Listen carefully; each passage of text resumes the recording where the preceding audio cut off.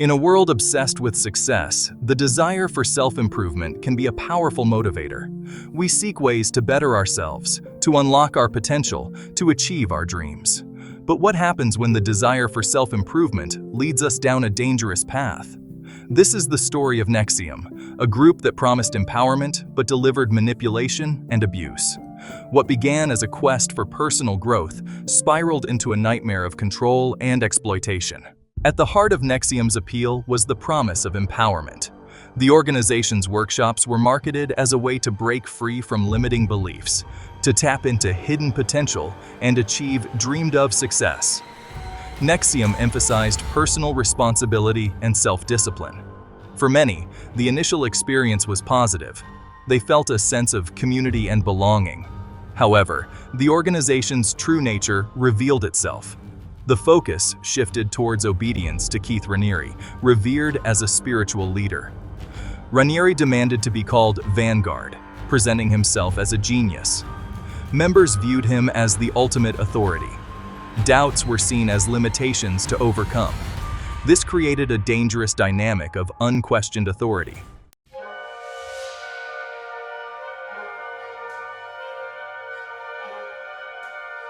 As NXIVM's influence over its members grew, so too did the organization's secrecy and control. Within NXIVM existed a secret society known as DOS, an acronym for a Latin phrase that translates to Master over Slave Women. DOS was presented to select female members as an exclusive group focused on female empowerment, a sisterhood that would help them reach their full potential.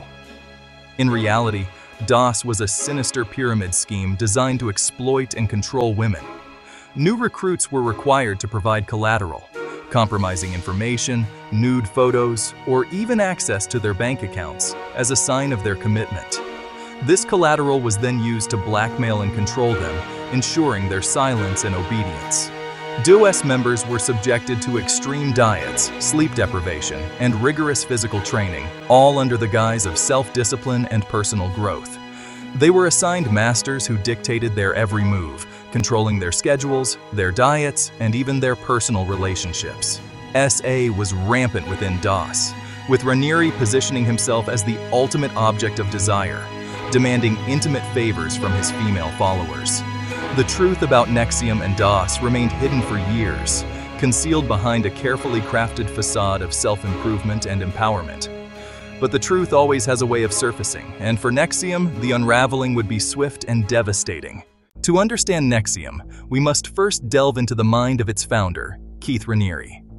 Born in Brooklyn in 1960, Raniere's childhood was marked by an inflated sense of self-importance. He claimed an IQ of 240, a widely disputed assertion. From a young age, he exhibited a talent for manipulation. These traits later manifested in NXIVM, where he positioned himself as a guru.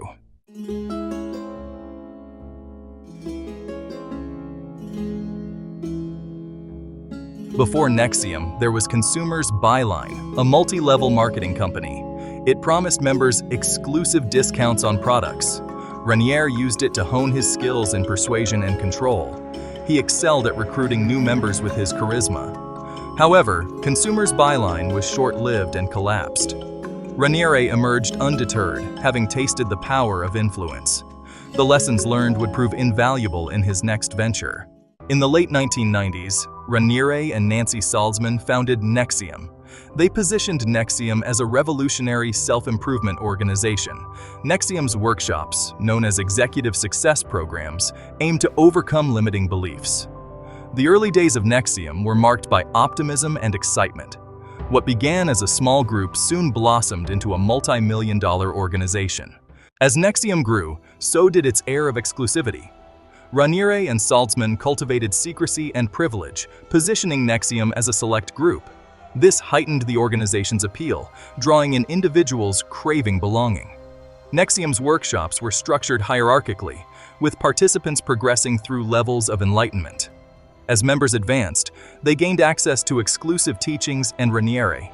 Raniere was viewed as a guru-like figure. This fostered competition and elitism, with members vying for Raniere's approval.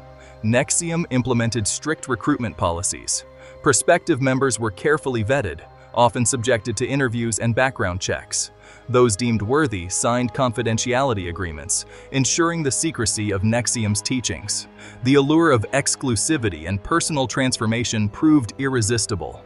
NXIVM's ranks swelled with new recruits, each eager to join the enlightened few. Among them were professionals, artists, and celebrities, all drawn to the promise of unlocking their potential. Little did they know they were entering a far more sinister world.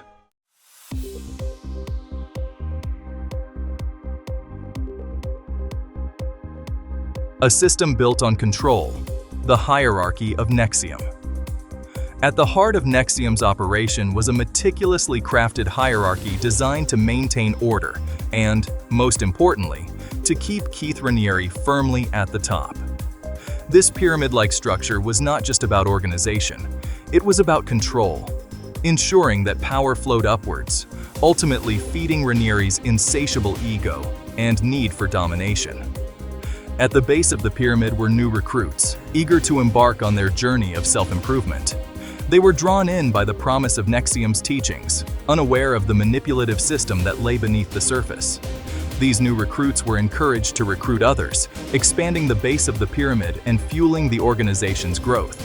As members progressed through NXIVM's ranks, they climbed the pyramid, gaining access to more exclusive teachings and closer proximity to Raniere. Each level came with increased responsibility and, crucially, increased financial commitment.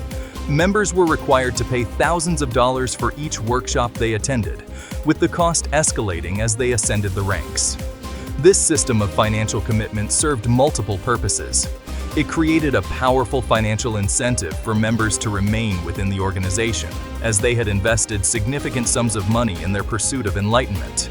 It also created a clear distinction between those who were truly committed, those willing to make significant financial sacrifices, and those who were not. Indoctrination and manipulation, breaking down the individual.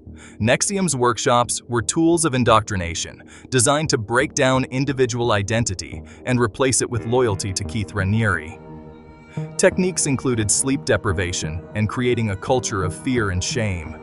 Long hours of lectures left members exhausted and vulnerable. Confessions were used against them, exploiting vulnerabilities to maintain control.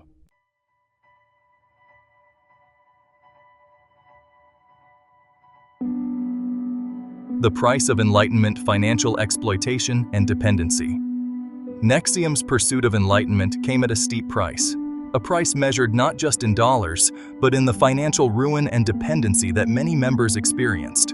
The organization's workshops and seminars were exorbitantly priced, with members often going into debt to fund their pursuit of personal growth. Raniere encouraged this financial dependence, viewing it as a sign of commitment and loyalty. He taught his followers that financial abundance was a sign of spiritual enlightenment, and that those who were truly committed to NXIVM's teachings would be rewarded with material wealth. This message resonated with many members who saw their financial sacrifices as investments in their future success. However, the reality was far different. The vast majority of NXIVM members never achieved the financial success that Raniere promised. Instead, they found themselves trapped in a cycle of debt and dependency, forced to work long hours for the organization or to recruit new members to sustain their own financial commitments. This financial exploitation was particularly insidious because it was often disguised as a form of empowerment. Raniere taught his followers that by surrendering their financial control to him, they were freeing themselves from the limitations of material possessions. In reality, he was simply lining his own pockets while tightening his grip on their lives.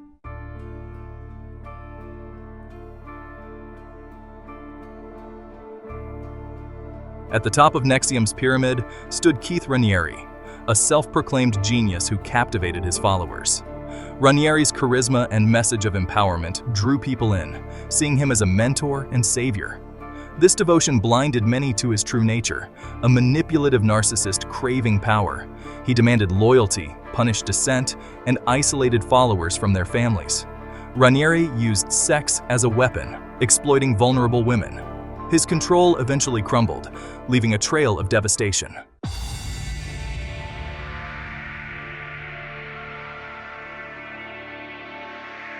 DOS operated under a veil of secrecy within NXIVM, masked as female empowerment. Women targeted for DOS were already devoted to Raniere and eager to climb NXIVM's ranks. Recruits were approached by trusted mentors, presenting DOS as an exclusive opportunity. They were asked to provide personal information and compromising collateral. This collateral was used for blackmail, ensuring silence and obedience. Once initiated, women were assigned a master and given slaves to recruit and train. This hierarchical structure created a dynamic of power and control.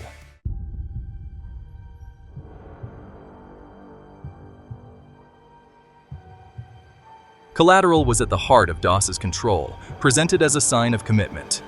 In reality, it was blackmail, ensuring silence and obedience. Women provided deeply personal and humiliating collateral, living in fear of exposure. This fear was exacerbated by isolation from family and friends.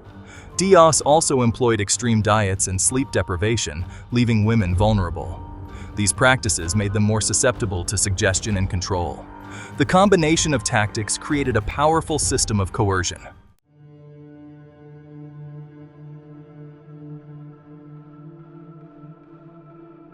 The branding ritual was the ultimate act of degradation and ownership in DOS. Women were told it symbolized commitment, but it bore Raniere's initials. The ceremony was secret, painful, and deeply traumatic. It served as a physical manifestation of Raniere's control and a psychological tool. The brand isolated women further, marking them as part of a secret society. The ritual was a violation on every level, showcasing Raniere's depravity.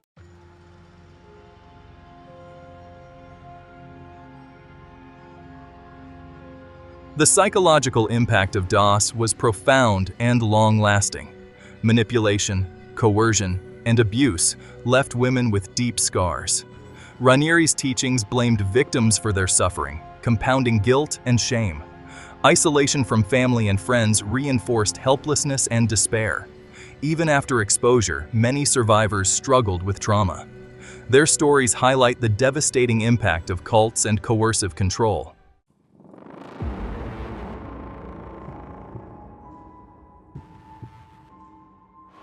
Cracks in NXIVM's facade began to show as seeds of doubt and dissent took root. Whispers of Raniere's controlling behavior and disturbing practices circulated. Extreme diets, sleep deprivation, and demands for obedience raised concerns. The branding ritual, bearing Raniere's initials, was particularly unsettling. Doubts were shared in hushed tones, fearing retaliation. Raniere's environment punished questioning, but the truth was hard to ignore. The seeds of doubt began to sprout, challenging Raniere's control.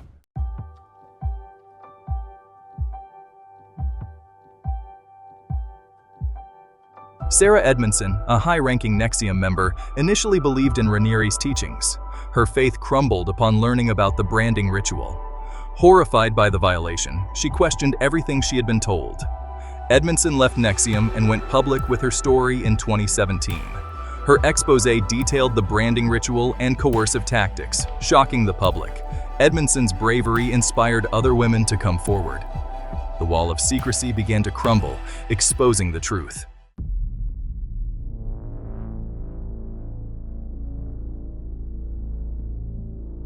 Sarah Edmondson's revelations and growing voices against NXIVM couldn't be ignored.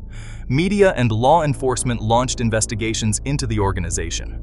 The FBI uncovered evidence of financial crimes, forced labor, and illegal exploitation. In March 2018, Keith Raniere was arrested in Mexico.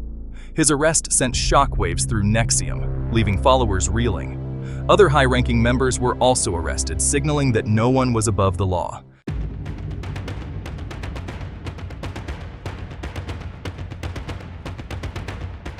With Raniere and his inner circle behind bars, the stage was set for a legal reckoning.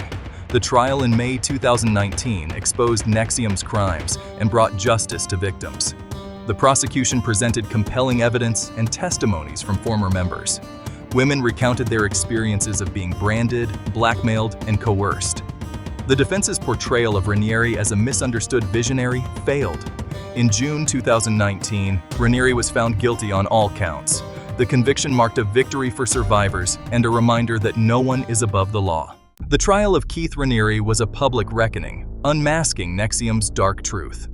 The prosecution's case revealed manipulation, coercion, and abuse. Digital evidence was crucial, exposing Raniere's calculated actions. Emails showed the planning and control over followers. Text messages documented daily manipulation and demands. Audio recordings captured Raniere's chilling pronouncements. Physical evidence revealed the harsh reality within NXIVM. Branding tools symbolized pain disguised as empowerment. Restrictive diets highlighted the control over members' bodies. Collateral evidence showed systematic exploitation of vulnerabilities. The courtroom felt the weight of each piece of evidence. The jury faced the undeniable truth of Raniere's manipulation. While the evidence at Raniere's trial painted a damning picture, it was the survivors' voices that truly shattered the silence. One by one, women took the stand, their voices trembling, their words heavy with their experiences. They spoke of NXIVM's seductive allure, the promise of growth and empowerment. They spoke of the erosion of their sense of self, the insidious ways Raniere broke down their boundaries, replacing them with fear, guilt, and dependency. They spoke of DOS, the branding ritual that scarred them, the demands for obedience that stripped their autonomy. They spoke of the SA, and how Raniere used their vulnerabilities. Their testimonies were raw and powerful. They revealed the dark underbelly of NXIVM, exposing psychological manipulation and abuse. For many, taking the stand was about reclaiming their voices, their stories, their lives. It was about exposing the truth and ensuring Raniere could no longer hurt anyone.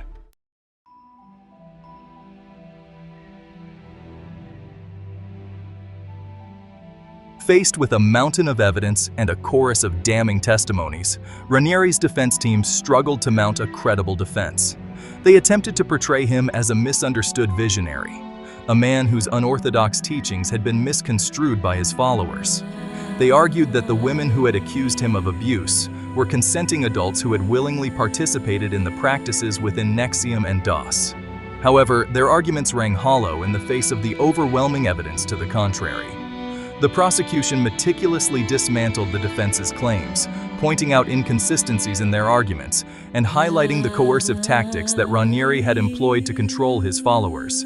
The defense's attempts to paint Raniere as a victim of his followers' misinterpretations were particularly unconvincing.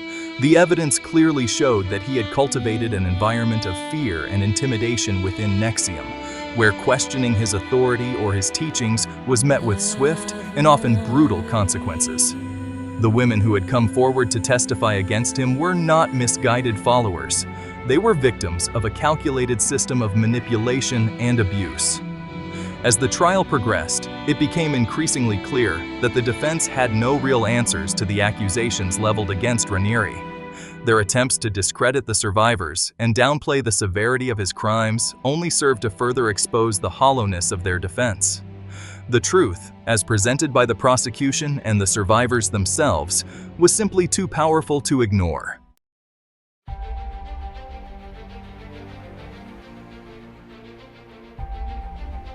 After weeks of testimony, the jury reached a verdict in the trial of Keith Raniere, guilty on all counts. The courtroom erupted in gasps and murmurs as the verdict was read. For the survivors, the guilty verdict was a moment of validation. It was a victory for all those silenced by Raniere's manipulation. The judge made it clear that Raniere's crimes were not victimless. He condemned Raniere's actions and sentenced him to 120 years in prison. The convictions marked the end of a dangerous organization. Their story is a reminder of the dangers of unchecked power and the importance of vigilance. The downfall of NXIVM and the imprisonment of Keith Raniere marked the end of an era of manipulation and abuse. Survivors struggled to rebuild their lives, facing deep scars and a long road to recovery. Therapy sessions, support groups, and overcoming trauma became their new reality. Raniere's psychological manipulation was insidious, breaking down followers' sense of self. Survivors emerged with self-doubt, guilt, and shame, conditioned to believe they were responsible for their suffering. Unraveling these beliefs was painful and overwhelming, complicated by isolation. Raniere encouraged severing ties with families, leaving survivors with few support systems. Rebuilding relationships and seeking forgiveness was daunting. Physical and emotional abuse within DOS added complexity to their healing. Survivors struggled with nightmares, flashbacks, and panic attacks, bearing the trauma's imprint.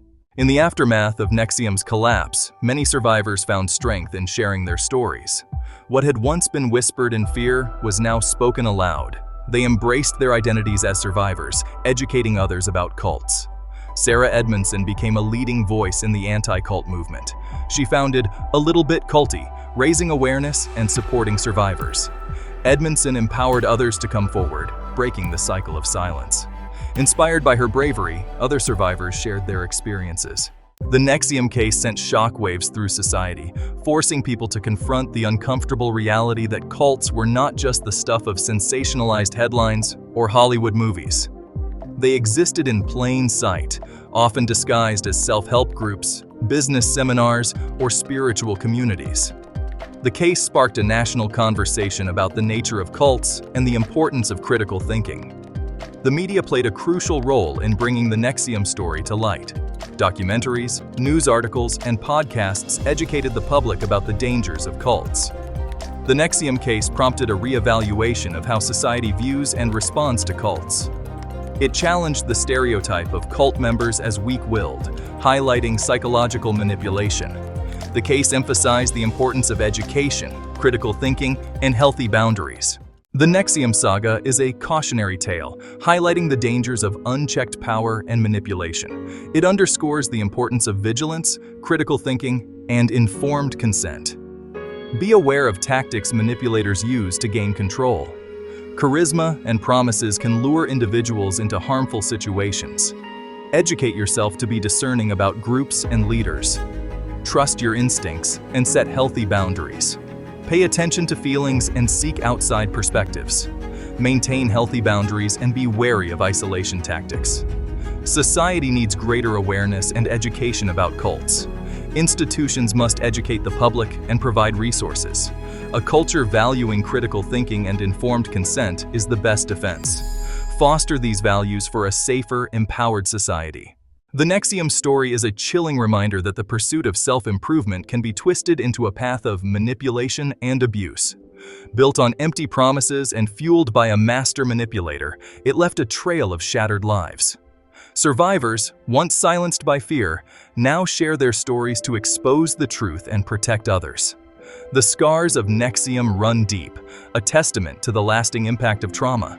Yet from this darkness, hope emerges. Through resilience, survivors offer a powerful message of hope and healing. They remind us that recovery, though long and arduous, is possible. The NXIVM saga is a stark reminder that the battle against manipulation and abuse is ongoing. It requires vigilance, critical thinking, and a commitment to informed consent and healthy boundaries. By heeding the lessons from NXIVM, we can help prevent such tragedies in the future.